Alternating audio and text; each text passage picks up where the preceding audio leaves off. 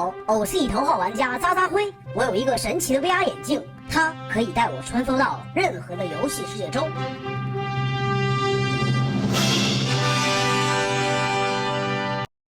我是头号玩家渣渣辉，我穿越到了森林的游戏世界。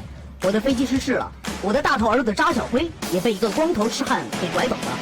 为了找回儿子，为了找到指定平台隐藏的彩蛋，我必须和我的四大天王兄弟们一起在这片森林里生存下去。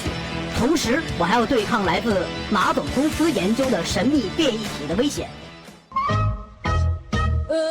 自从来到了森林中，我渣渣辉已经好久没有摸到我的屠龙宝刀了。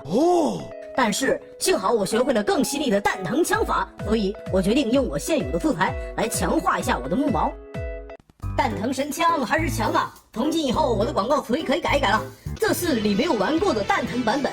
弹藤神枪点击就中，点一下玩一年，装备不花1分钱。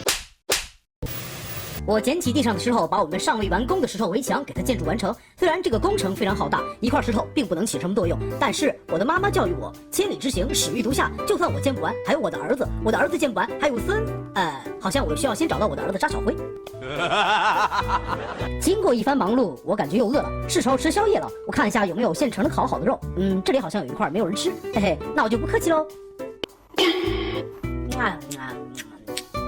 这个肉的味道。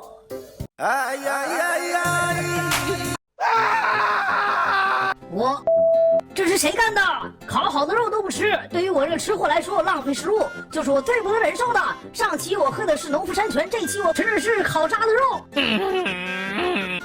那块肉不就是你自己烤的吗？你忘了吗？